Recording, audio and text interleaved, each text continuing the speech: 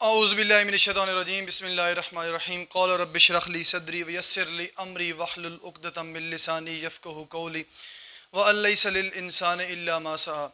अस्सलामु अलैकुम फ्रेंड्स, उम्मीद करता हूँ कि आप सब लोग खैरियत से होंगे और अपनी अपनी ज़िंदगियों में बहुत सारा एंजॉय कर रहे होंगे। अगेन आप लोगों को मैं अपने इस यूट्यूब चैनल पे वेलकम करता हूँ। अगर आप लोग न्यू हैं तो काइंडली मेरे इस चैनल को सब्सक्राइब करें, लाइक करें और शेयर करें ताकि मेरी आने वाली हर नई वीडियो आप लोगों तक आसानी से पहुँच सके। इसके अलावा जितने भी लेक्चर हो चुके हैं, अगर आप लोग वो लेक्चर लेना चाहते हैं तो जब आप लोग सब्सक्राइब करेंगे तो नाइन्थ केमिस्ट्री के नाम से आपको प्लेलिस्ट मिलेगी। उस प्लेलिस्ट को ओपन करें, आप लोगों को नाइन्थ केमिस्ट्री के सारे लेक्चर मिल जाएंगे। बेसिकली हम लोग 8वां चैप्टर कर रहे थे। 8वें चैप्टर के अंदर हमने स्टार्टिंग में मेटल्स देखे। बेसिकली जो 8वां चैप्टर है ये यानी कि दो पार्ट्स के अंदर डिवाइड किया गया है, मेटल्स और नॉन मेटल्स के बीच में। ठीक है, तो जो हमने स्टार्ट किया था वो हमने मेटल से स्टार्ट किया था। मेटल्स देखे थे, उनकी प्रॉपर्टीज़ देखी थी। उसके बाद मेटल की एक स्पेसिफिक प्रॉपर्टी होती है इलेक्ट्रोपॉजिटिविटी, जिसको हमने मेटेलिक करैक्टर या इलेक्ट्रोपॉजिटिव करैक्टर का नाम दिया था। उसके बाद हमने देखा था कि जो इलेक्ट्रोपॉजिटिविटी है बेसिकली इसका क्या लिंक है आयोनाइजेशन एनर्जी से। ठीक है, इलेक्ट्रोपॉजिटिविटी और आयोनाइजेशन एनर्जी का आपस में लिंक देखा था। तो आज हमारा जो टॉपिक है वो है comparison of physical properties of alkali and alkaline earth metal. यानी इससे पहले हम जनरली मेटल्स से रिलेटेड पढ़ते रहे हैं, लेकिन अभी जो हम पढ़ने जा रहे हैं वो स्पेसिफिकली यानी कि मेटल्स की जो आपस में डिफरेंट टाइप्स हैं या मेटल्स को डिफरेंट ग्रुप्स में रखा गया है उनका आपस में कंपैरिजन है। ठीक है, बेसिकली पीरियोडिक टेबल के अंदर जो है ना 8 ग्रुप्स हैं और 8 ग्रुप्स के जो है ना आप कह सकते हैं कि नाम है स्पेसिफिकली। तो पहला जो ग्रुप है उसको हम अल्कली मेटल्स बोलते हैं, जो दूसरा ग्रुप है उसको अल्कलाइन अर्थ मेटल्स बोलते हैं। ये जो बेसिकली आज हमारा टॉपिक है ये हम पढ़ने जा रहे हैं कि अल्कली और अल्कलाइन अर्थ मेटल की आपस में फिजिकल प्रॉपर्टीज कितनी मैच करती हैं और कितनी मैच नहीं करती। ठीक है, तो आइए चलते हैं। सबसे पहले देखते हैं अल्कली मेटल्स और अल्कलाइन अर्थ मेटल्स हैं क्या। तो ग्रुप 1 की जो मेटल्स हैं उनको अल्कली मेटल्स बोलते हैं। आप कह सकते हैं कि जो अल्कली मेटल्स हैं वो lithium, sodium, potassium, rubidium, caesium, francium, ये 6 जो है ना मेटल ये अल्कली मेटल्स कहलाते हैं। जबकि ग्रुप 2 वाले जो मेटल्स हैं उनको हम अल्कलाइन अर्थ मेटल कहते हैं और उनमें जो है ना वो सबसे पहले आता है beryllium, magnesium, calcium, strontium, barium, radium. ठीक है, तो ये जो अभी मैंने 6 गिनवाए हैं ये अल्कलाइन अर्थ मेटल है, ये ग्रुप 2 से बिलोंग करते हैं। Alkali metal the group 1 element in the periodic table और कॉल्ड अल्कली मेटल्स। आप बेशक आगे जो है ना एलिमेंट्स के नाम लिख सकते हैं याद करके, कोई इतना मसला नहीं है। Alkaline earth metal the group 2 elements in the periodic table और कॉल्ड अल्कलाइन अर्थ मेटल। तो इनकी भी जो है ना आप नाम लिख सकते हैं। नाम लिखेंगे तो ज़्यादा अच्छा इंप्रेशन पड़ेगा, यानी मेटल्स के नाम लिखेंगे तो। आगे है कुछ जो है ना थोड़ी सी रिएक्टिविटी बताई गई है कि जो अल्कली मेटल्स हैं वो अल्कलाइन अर्थ मेटल से ज़्यादा रिएक्टिव हैं। ये ऑलरेडी हम पढ़ चुके हैं, लेकिन अगेन बताने जा रहा हूँ कि जो अल्कली मेटल्स हैं वो क्या है, अल्कलाइन अर्थ मेटल से ज़्यादा रिएक्टिव होते हैं। उसका रीज़न क्या है कि अल्कली मेटल्स ज़्यादा इलेक्ट्रोपॉजिटिव होते हैं। अल्कली मेटल्स के वैलेंस शेल में जस्ट आप कह सकते हैं एक इलेक्ट्रॉन होता है और उस एक इलेक्ट्रॉन को लूज़ करने के लिए जस्ट एक आयोनाइजेशन एनर्जी चाहिए होती है, यानी कि एक ही दफ़ा एनर्जी चाहिए होती है उस इलेक्ट्रॉन्स को निकालने के लिए। दूसरा जो रीज़न है वो क्या है कि अल्कली मेटल्स का साइजेस जो है ना वो बड़े होते हैं, जिसकी वजह से जो बाहर वैलेंस शेल है वहाँ से इलेक्ट्रॉन को निकालना कदरे आसान होता है as comparison to alkaline earth metal.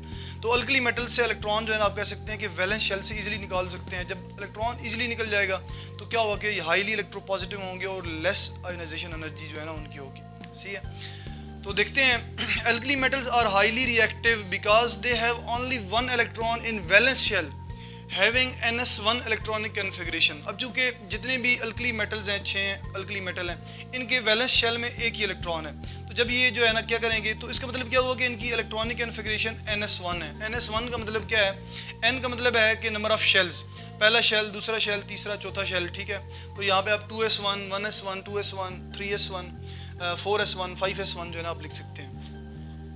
They always form +1 cation which readily react with non-metals। अब क्या है कि जब ये एक इलेक्ट्रॉन लूज करेंगे तो इनके ऊपर +1 चार्ज आएगा, या आप कह सकते हैं कि जो कैटाइंस बनेंगे उनके ऊपर +1 चार्ज होगा। अल्कली मेटल की जो कैटाइन बनेगी, सोडियम +1, पोटाशियम +1। तो ठीक है, क्या है कि इनके ऊपर +1 चार्ज है, तो जो है ना ये क्या करेंगे, मतलब कि रेडिली रिएक्ट करेंगे, बहुत जल्दी रिएक्ट करेंगे किन के साथ, नॉन मेटल्स के साथ। अब नॉन मेटल दूसरी साइड पे कौन से हैं हमारे पास, आप कह सकते हैं कि जो कॉमनली हैं वो हैलोजेंस हैं, फ्लोरीन, क्लोरीन, ब्रोमीन, आयोडीन। वो एक इलेक्ट्रॉन गेन कर लेते हैं और यानी कि बड़ी जल्दी क्या करते हैं, मेटल्स के साथ आयनिक बॉन्ड बना के सॉल्ट्स के अंदर कन्वर्ट हो जाते हैं। While alkaline metals are less reactive due to small atomic size and high nuclear charge and have ns2 electronic configuration। अब जबकि अल्कलाइन अर्थ मेटल है वो भी रिएक्टिव है मेटल्स जितनी भी हैं वो सारे रिएक्टिव होते हैं, लेकिन मसला क्या है कि जो है ना हम ये चेक करते हैं कि कौन से ज़्यादा रिएक्टिव हैं, हाईली रिएक्टिव हैं, और कौन से मॉडरेट हैं और कौन से लेस रिएक्टिव हैं, जो कि शायद हमने इस जो है ना ये जो 8वां चैप्टर हमने स्टार्ट किया था, इसके पहले लेक्चर के अंदर ही मैंने ये जो है ना 3 कैटेगरीज जो है ना एक्सप्लेन की थी वहाँ पे। तो बेसिकली जो अल्कलाइन अर्थ मेटल है, आप कह सकते हैं कि ये रिएक्टिव हैं लेकिन अल्कली मेटल से कम रिएक्टिव हैं, ठीक है। उसका रीज़न क्या है? उसका रीज़न क्या है कि सबसे पहले इनके एटॉमिक साइजेस कम है, यानी कि अल्कली जो मेटल्स हैं उनके कंपैरिजन में जो अल्कलाइन अर्थ मेटल है उनके एटॉमिक साइजेस कम है, ठीक है। उसकी वजह क्या है कि बेसिकली उनका जो न्यूक्लियर चार्ज है वो ज़्यादा है। जब न्यूक्लियर चार्ज ज़्यादा होगा तो एटॉमिक साइज कम होगा, तो उनके वैलेंस शेल से जो है ना इलेक्ट्रॉन निकालना मुश्किल हो जाएगा। अब दूसरा जो रीज़न है वो क्या है कि इनके वैलेंस शेल में 2 इलेक्ट्रॉन है, तो इनकी 2 आयनाइजेशन एनर्जी होंगी, यानी पहले एनर्जी देनी पड़ेगी एक इलेक्ट्रॉन को निकालने के लिए, वो फर्स्ट आयनाइजेशन एनर्जी होगी, फिर दूसरे इलेक्ट्रॉन को निकालने के लिए दूसरी एनर्जी देनी पड़ेगी जो कि ज़्यादा होगी और ज़्यादा होगी, तो वो क्या होगी? वो सेकंड आयनाइजेशन एनर्जी होगी। इस तरह फर्स्ट आयनाइजेशन एनर्जी कम होती है, दूसरी ज़्यादा होती है, तीसरी उससे भी ज़्यादा होती है अगर कोई मेटल के वैलेंस शेल में 3 इलेक्ट्रॉन है और वो 3 इलेक्ट्रॉन लूज़ कर रहा है। तो समझ आ गई इस चीज़ की? तो इस वजह से यानी क्या है कि जो अल्कली मेटल्स हैं जस्ट उनकी एक आयनाइजेशन एनर्जी होती है, जो अल्कलाइन अर्थ मेटल है उनकी 2 आयनाइजेशन एनर्जीज होती हैं, क्योंकि वहाँ से 2 इलेक्ट्रॉन्स जो है ना वो निकालने होते हैं। तो अब हम चलते हैं कंपैरिजन पे, यानी अल्कली और अल्कलाइन अर्थ मेटल का जो है ना क्या कंपैरिजन है, फिजिकल प्रॉपर्टीज़ के अंदर क्या क्या कंपैरिजन है। अगेन बताता चलूँ कि फिजिकल प्रॉपर्टीज़ के अंदर हम जस्ट डिस्कस करते हैं, अपीयरेंस चेक करते हैं, इसके अलावा मेल्टिंग बॉइलिंग पॉइंट देखते हैं, कंडक्टिविटी देखते हैं, उनकी डेंसिटी देखते हैं, ठीक है, उनके टेस्ट वगैरह चेक करते हैं, उनकी जो अपीयरेंस आप कह सकते हैं कि किस कलर के हैं वो, ये सारी चीज़ें जो है ना बेसिकली फिजिकल प्रॉपर्टीज़ के अंदर आ जाती हैं। ऐसी प्रॉपर्टीज़ होती हैं फिजिकल जो हम यानी कि कॉमन आई से या आम आंख से हम ऑब्जर्व कर रहे होते हैं, ठीक है, इनको हम फिजिकल प्रॉपर्टीज़ बोलते हैं। तो यहाँ पे जो है ना ये सोडियम जो ये ग्रुप 1 से बिलोंग कर रहा है, आगे मैग्नीशियम और कैल्शियम ये ग्रुप 2 से बिलोंग कर रहे हैं, यानी मैग्नीशियम और कैल्शियम अल्कलाइन अर्थ मेटल है और सोडियम अल्कली मेटल है। अब क्या है कि चूंकि हम कंपैरिजन कर रहे हैं अल्कली और अल्कलाइन अर्थ मेटल में, तो हम सारे एलिमेंट नहीं लिख सकते यहाँ पे, तो जस्ट क्या है कि आप यानी कि एक एक एलिमेंट जो है ना एलिमेंट लिख लें। आप ग्रुप 1 से एक एलिमेंट ले लें, ग्रुप 2 से भी एक एलिमेंट ले लें, बेशक कैल्शियम को आप रिमूव कर दें, ठीक है। तो यहाँ पे कैल्शियम जो है ना वो एक्स्ट्रा है। बाय द वे कैल्शियम यहाँ पे रखने की जो है ना एक और भी वजह है, वो चल के मैं आगे आपको बताता हूँ। सबसे पहले देखते हैं हमारे पास अपीयरेंस फिजिकल प्रॉपर्टी है। ये देखते हैं कि जो अल्कली मेटल्स हैं बेसिकली वो उनकी फिजिकल अपीयरेंस क्या है और अल्कलाइन अर्थ मेटल की फिजिकल अपीयरेंस क्या है। तो जो सोडियम है हमारे पास वो सिल्वरी वाइट कलर का होता है, हैविंग मेटालिक लस्टर। जो सोडियम है बेसिकली उसको कौन सा कलर है? सिल्वरी वाइट है। इसके अलावा जो है ना क्या है कि मेटालिक लस्टर प्रोड्यूस करता है, मेटालिक झाग प्रोड्यूस होती है जब आप कह सकते हैं कि उनका सोल्यूशन बनाते हैं। तो very soft can be cut by knife. ये जो सोडियम मेटल है ये इतना सॉफ्ट होता है कि आप इसको यानी कि नाइफ से कट कर सकते हैं। इसके बाद मैग्नीशियम है, मैग्नीशियम की जो अपीयरेंस है ये भी सिल्वरी वाइट है, लेकिन क्या है कि ये सॉफ्ट नहीं, ये हार्ड है, ठीक है, ये सख्त है। उसके बाद आगे कैल्शियम है, कैल्शियम सिल्वरी ग्रे कलर है एंड फेयरली हार्डर है। फेयरली हार्डर का मतलब क्या है कि थोड़ा सा जो है ना यानी कि वो हार्ड है। अब ये है कि मैग्नीशियम से ज़्यादा हार्ड नहीं है, वो मैग्नीशियम से कम हार्ड है, ठीक है, यानी कि मैग्नीशियम सबसे ज़्यादा हार्ड है। उसके बाद मैग्नीशियम की जो नीचे यानी कि दूसरे ग्रुप का अल्कलाइन अर्थ मेटल है वो क्या है? लेस हार्डर है। इसकी भी वजह बताऊंगा आगे चल के। आगे atomic size and ionic size. Basically जो अल्कलाइन अर्थ मेटल है हमने पढ़ा था कि इनके एटॉमिक साइजेस और आयोनिक साइजेस बड़े होते हैं, ठीक है, as comparison to alkaline earth metal. तो यहाँ पे देखिए सोडियम का जो एटॉमिक साइज है 186 है। अब जैसे ही सोडियम वैलेंस शेल से एक इलेक्ट्रॉन रिमूव करेगा तो इसका आयनिक साइज कितना हो जाएगा? 102 पिकोमीटर। यानी कि सोडियम जो है अगर प्योर एलिमेंटल फॉर्म में है तो इसका एटॉमिक साइज इतना है 186, लेकिन जैसे ही इसने एक इलेक्ट्रॉन लूज किया वैलेंस शेल से तो ये किसके अंदर कन्वर्ट हो गया? सोडियम पॉजिटिव 1 में या सोडियम कैटायन में, जिसका एटॉमिक साइज क्या होगा? रिड्यूस होके 102 जो है ना आयोनिक साइज हो गया इसका, ठीक है, 102 पिकोमीटर। सिमिलरली मैग्नीशियम है, मैग्नीशियम का आप देखें तो इसका एटॉमिक साइज कम है एज कंपेरिजन टू सोडियम। तो इसका एटॉमिक साइज कितना है? 160 है, लेकिन जैसे ही इसने दो इलेक्ट्रॉन लूज करने हैं तो जाहिर है कि जो शेल हैं बाहर वाले वो ज़्यादा कॉन्ट्रैक्ट हो जाएंगे, वो ज़्यादा श्रिंक हो जाएंगे न्यूक्लियर चार्ज बढ़ने की वजह से। तो जो 2 इलेक्ट्रॉन यहाँ से निकलेंगे तो उसके बाद जो यानी कि मैग्नीशियम +2 आयन बनेगा उसका यानी कि जो आप कह सकते हैं आयन की रेडियस है वो 72 पिकोमीटर है। एटॉमिक रेडियस 160 पिकोमीटर और ionic radius 72 picometre 2 electron lose करने के बाद। उसके बाद कैल्शियम है, कैल्शियम में आप देखें इसका एटॉमिक साइज मैग्नीशियम से बड़ा हो गया, 197 पिकोमीटर है एटॉमिक साइज़, और जो इसका आयनिक साइज़ है वो 99 पिकोमीटर है।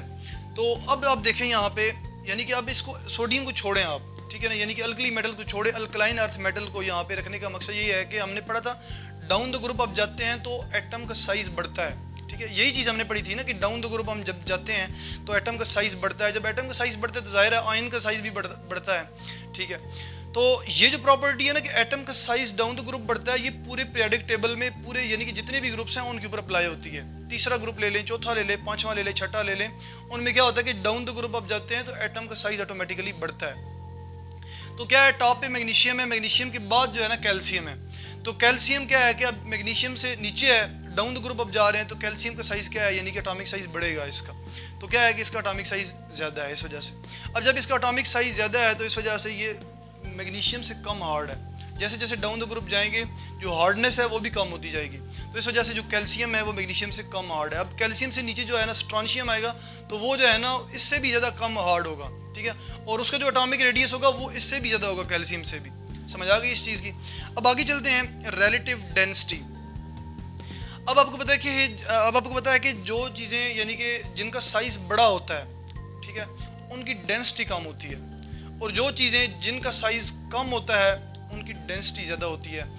आप लोगों को जो है ना मैं एक कॉन्सेप्ट देने लगा हूँ हालो और सॉलिड का। हालो होता है, हालो बेसिकली ये HOLLOW, हालो। हालो का मतलब होता है कि कोई ऐसी चीज़ जिसके अंदर बहुत ज़्यादा स्पेसेस हों, एम्प्टी स्पेसेस हों, ठीक है, उसका साइज़ दिखने में बड़ा लगेगा लेकिन क्या होगा उसके अंदर स्पेसेस होंगी बहुत ज़्यादा, तो उन स्पेसेस की वजह से उसकी डेंसिटी क्या होगी, कम होगी। साइज़ तो उसका दिखने में जो है ना बड़ा होगा लेकिन उसकी डेंसिटी कम होगी। और सॉलिड का मतलब क्या होता है, सॉलिड का मतलब क्या होता है बेसिकली कि एक चीज़ है उसके अंदर एम्प्टी स्पेसेस ना होने के बराबर है या बहुत कम है, तो जिसकी वजह से यानी कि वो कम्प्लीटली फिल आउट है, ठीक है, उसके अंदर एम्प्टी स्पेसेस नहीं है, तो इस वजह से वो क्या है सॉलिड है, तो उसकी डेंसिटी क्या होगी, ज़्यादा होगी। तो साइज़ कम होने की वजह से डेंसिटी ज़्यादा होगी, और जब साइज़ ज़्यादा होगा तो डेंसिटी क्या होगी, कम होगी। तो यहाँ पे आप देखें अब सोडियम है, सोडियम का साइज़ बड़ा है, ठीक है। अब अल्कली मेटल है, अल्कली मेटल के साइजेस बड़े हैं लेकिन इनकी डेंसिटी कम है। तो यहाँ पे सोडियम की जो एग्जांपल दी है, तो सोडियम का जो एटॉमिक साइज़ है वो क्या है 186 पिकोमीटर है, ज़्यादा बड़ा साइज़ है सोडियम का। तो इसकी डेंसिटी 0.98 ग्राम पर सेंटीमीटर क्यूब। अब चूँकि ये वाटर से कम है इसकी डेंसिटी, तो इस वजह से ये पानी के ऊपर क्या करता है, फ्लोट करता है सोडियम, ठीक है, पानी के ऊपर तैरने लग जाता है। उसके बाद मैग्नीशियम है, मैग्नीशियम की डेंसिटी अब देखिए 1.74 ग्राम पर सेंटीमीटर क्यूब, इतनी ज़्यादा डेंसिटी हो गई है। यानी कि साइज़ 186 से 160 पे हुआ तो डेंसिटी इतनी बढ़ गई। साइज़ कम होने से डेंसिटी क्या हो जाती है, बढ़ जाती है। डेंसिटी मतलब भारापन, ठीक है। आगे कैल्शियम है, कैल्शियम में आप देखें कैल्शियम की जो डेंसिटी है थोड़ी सी कम हो गई है। क्यों? क्योंकि कैल्शियम का साइज़ बड़ा हो गया है मैग्नीशियम से। जैसे ही कैल्शियम का मैग्नीशियम से साइज़ बड़ा हुआ है तो इसकी डेंसिटी भी क्या हुई है, थोड़ी सी कम हो गई है, 1.55 ग्राम पर सेंटीमीटर क्यूब। बेसिकली ये सारी चीज़ें बताने का मकसद यही है कि वैसे तो आप रट्टा लगा के बुक से भी तैयार कर सकते हैं, ये सारी चीज़ें वहाँ पर लिखी हुई हैं, कोई इतना मसला नहीं है। ये समझाने का मतलब यही है कि आप अल्कली मेटल्स को जब आप अल्कलाइन अर्थ मेटल से कंपैरिजन कर रहे हैं और अल्कलाइन अर्थ मेटल के अंदर जो है ना आप मैग्नीशियम और कैल्शियम का कंपैरिजन कर रहे हैं, तो आप लोगों को यानी कि एक एक चीज़ वजह पता चले, ठीक है। अब आगे चलते हैं मैलिएबिलिटी। मैलिएबिलिटी होती है कि हैमर्ड जो है ना, जब आप कोई हैमरिंग करते हैं किसी मेटल के ऊपर या उसके ऊपर फोर्स लगाते हैं, उसको शीट्स के अंदर कन्वर्ट करते हैं, अगर वो इजीली हो जाए तो वो ज़्यादा मैलिएबल होगा, इजीली शीट्स के अंदर कन्वर्ट हो जाए तो वो इजीली क्या होगा, इजीली कन्वर्ट हो जाए शीट्स के अंदर तो ज़्यादा मैलिएबल होगा, और अगर ज़्यादा फोर्स लगानी पड़ेगी तो वो कम मैलिएबल होगा। अब मेटल जितने भी होते हैं ये मैलिएबल और डक्टाइल होते हैं। तो जो सोडियम है, सोडियम तो वैसे भी सॉफ्ट है, तो इस वजह से ये क्या होगा, ज़्यादा मैलिएबल और डक्टाइल होगा। जबकि मैग्नीशियम और कैल्शियम क्या होंगे, यानी ये मैलिएबल और डक्टाइल होंगे लेकिन थोड़ी सी ज़्यादा फोर्स देनी पड़ेगी। कंडक्टिविटी, अब चूँकि मेटल जितने भी हैं वो इलेक्ट्रॉन लूज़ करते हैं, इलेक्ट्रॉन जैसे ही लूज़ करेंगे तो इलेक्ट्रिसिटी कंडक्शन जो है ना वो होना शुरू हो जाएगी। तो क्या है कि ये सारे जो है ना गुड कंडक्टर हैं इलेक्ट्रिसिटी के, कैल्शियम, मैग्नीशियम, सोडियम। आगे मेल्टिंग एंड बॉइलिंग पॉइंट देखते हैं। मेल्टिंग और बॉइलिंग पॉइंट जो है ना एक बहुत ही इंपॉर्टेंट प्रॉपर्टी है जिसकी बेस पे जो है ना हम एक फिजिकल आप कह सकते हैं एलिमेंट की जो है ना फिजिकल प्रॉपर्टीज डिस्कस कर सकते हैं इजीली। ये पहले मेल्टिंग पॉइंट है, उसके बाद बॉइलिंग पॉइंट है। मेल्टिंग पॉइंट आप देखिए सोडियम चूँकि सॉफ्ट होता है इस वजह से इसका मेल्टिंग पॉइंट भी कम है, 97 डिग्री सेंटीग्रेड पे ये मेल्ट हो जाता है सोडियम, और इसका जो बॉइलिंग पॉइंट है वो बहुत ज़्यादा है, 883 डिग्री सेंटीग्रेड है। अब हम चलते हैं मैग्नीशियम पे। मैग्नीशियम देखें आप, इसका मेल्टिंग पॉइंट 650 डिग्री सेंटीग्रेड है, यानी कि ये इतना हार्ड है सोडियम के मुकाबले में सोडियम का 97 डिग्री सेंटीग्रेड है मेल्टिंग पॉइंट, लेकिन इसका मेल्टिंग पॉइंट 650 डिग्री सेंटीग्रेड है। अब क्या है, इसका जो मेल्टिंग पॉइंट है, मेल्टिंग पॉइंट हो गया, बॉइलिंग पॉइंट 1090 डिग्री सेंटीग्रेड है, यानी इसका बॉइलिंग पॉइंट भी ज़्यादा हो गया। अब इसके कंपैरिजन में आप आते हैं इधर कैल्शियम पे आते हैं। कैल्शियम का जो मेल्टिंग पॉइंट है वो 839 डिग्री सेंटीग्रेड है और इसका जो बॉइलिंग पॉइंट है वो 1484 या 1484 डिग्री सेंटीग्रेड है। आगे आयनाइजेशन एनर्जी देखते हैं। अब जाहिर है जो मेटल जितना इलेक्ट्रो पॉजिटिव होगा उसकी आयनाइजेशन एनर्जी इतनी कम होगी। अब सोडियम क्या है, हाईली इलेक्ट्रो पॉजिटिव है, तो इसकी आयनाइजेशन एनर्जी क्या है, 496 किलो जूल पर मोल है। अब मैग्नीशियम और कैल्शियम को देखें तो मैग्नीशियम और कैल्शियम की दो आयनाइजेशन एनर्जी यहाँ पे लिखी हुई है, ठीक है। यानी कि पहले एक इलेक्ट्रॉन निकलेगा उसके लिए इतनी एनर्जी चाहिए होगी, जब दूसरा इलेक्ट्रॉन निकालेंगे तो उसके लिए ज़्यादा एनर्जी चाहिए होगी, तो ज़्यादा एनर्जी जो है ना प्रोवाइड करनी पड़ेगी, तो सेकंड आयनाइजेशन एनर्जी ज़्यादा होती है। इस तरह अगर कोई मेटल है तीसरे ग्रुप से बिलोंग करता है, उसमें से यानी उसके वैलेंस शेल में 3 इलेक्ट्रॉन है, तो उसकी 3 आयनाइजेशन एनर्जी होगी। जब तीसरा इलेक्ट्रॉन निकालेंगे तो सबसे ज़्यादा एनर्जी देनी पड़ेगी। तो यहाँ पे आप देखें 738 क्या है इसकी, यानी कि एक इलेक्ट्रॉन, जब पहला इलेक्ट्रॉन निकालेंगे मैग्नीशियम से, मैग्नीशियम के वैलेंस शेल से, तो 738 किलो जूल पर मोल एनर्जी देनी पड़ेगी। जब दूसरा इलेक्ट्रॉन निकालेंगे तो 1450 किलो जूल पर मोल एनर्जी देनी पड़ेगी। इस तरह कैल्शियम है, कैल्शियम का जो पहला यानी कि इलेक्ट्रॉन वैलेंस शेल इलेक्ट्रॉन निकालेंगे तो 590 किलो जूल पर मोल एनर्जी चाहिए होगी। जब दूसरा इलेक्ट्रॉन निकालेंगे तो 1145 किलो जूल पर मोल एनर्जी चाहिए होगी। अब आप इनका कंपैरिजन अगर दोनों का देखें तो यहाँ पे देखें, यहाँ पे जो है ना ज़्यादा एनर्जी चाहिए और यहाँ पे कम एनर्जी चाहिए, ठीक है। यहाँ पे पहला इलेक्ट्रॉन निकालने के लिए 738 चाहिए और यहाँ पे पहला इलेक्ट्रॉन निकालने के लिए 590 चाहिए। यहाँ पे दूसरा इलेक्ट्रॉन निकालने के लिए 1450 चाहिए और यहाँ पे दूसरा इलेक्ट्रॉन निकालने के लिए 1145 चाहिए। तो ये चीज़ यहाँ से साबित हो चुकी है कि डाउन द ग्रुप जब जाते हैं तो एटम का साइज़ बढ़ता है। जब एटम का साइज़ बढ़ता है तो उसके जो वैलेंस इलेक्ट्रॉन है वो न्यूक्लियस से दूर हो जाते हैं और वहाँ से उनको निकालना आसान होता जाता है जैसे जैसे हम डाउन द ग्रुप जाते हैं। समझ आ गई इस चीज़ की। अब नेक्स्ट है हमारे पास लास्ट, फ्लेम इन एयर। अब क्या है कि सोडियम जो है ना, जब आप इसको यानी कि एयर के अंदर हीट करते हैं या एयर के अंदर इसको जलाते हैं, बर्न करते हैं, तो इसका जो फ्लेम होता है वो गोल्डन येलो होता है। जबकि मैग्नीशियम है, इसका जो फ्लेम है ब्रिलियंट वाइट होता है। और जो कैल्शियम है इसका ब्रिक रेड जो है ना फ्लेम होता है। अब आप यहाँ पे देखें गोल्डन येलो, ये सोडियम एक ऐसा मेटल है, इतना हाईली रिएक्टिव मेटल है, आप कह सकते हैं कि अगर आप इसका एक पीस लें और पानी के ऊपर इसको फेंकें तो पानी के ऊपर जो है ना आग लगना शुरू हो जाती है। जहाँ पे ये पानी से टच करेगा, वाटर के साथ टच होगा, बेसिकली ये चूँकि जो है ना फ्लोट करता है पानी के ऊपर, पानी के अंदर डूबता नहीं है, तो जैसे आप इस तरह इसको फेंकेंगे हॉरिजॉन्टली तो क्या होगा कि ये बाउंस होगा। जब बाउंस होगा, जहाँ पे ये बाउंस होगा या जिस जगह पे बाउंस होगा पानी के ऊपर, वहाँ पे आपको आग का शोला नज़र आएगा। फिर ऊपर उठेगा, फिर जब दूसरी जगह जहाँ पे बाउंस होगा फिर अगेन जो है ना आपको आग का शोला नज़र आएगा। तो ये एक बड़ी मज़े की जो है ना आप कह सकते हैं एक सीन होता है। तो इसका रीज़न क्या है, बेसिकली सोडियम हाईली रिएक्टिव है। सोडियम जब वाटर के साथ रिएक्शन करता है, यहाँ पे बताने लगा हूँ मैं आपको, ये एक्स्ट्रा इन्फॉर्मेशन है जो है ना, तो आप चूँकि केमिस्ट हैं तो केमिस्ट को पता होना चाहिए। ये सोडियम है, जैसे ही वाटर के साथ रिएक्शन करता है तो क्या बनाता है, सोडियम हाइड्रोक्साइड स्ट्रॉन्ग बेस और साथ में हाइड्रोजन गैस जो है ना निकलती है। अब जैसे ही सोडियम वाटर के साथ रिएक्शन करेगा तो एनर्जी निकलेगी वहाँ पे, एक्सोथर्मिक रिएक्शन है ये। सोडियम का वाटर के साथ हाईली एक्सोथर्मिक रिएक्शन है, वहाँ पे क्या निकलेगी, एनर्जी निकलेगी, हीट निकलेगी ड्यूरिंग रिएक्शन, और वहाँ पे साथ में हाइड्रोजन भी प्रोड्यूस होगी।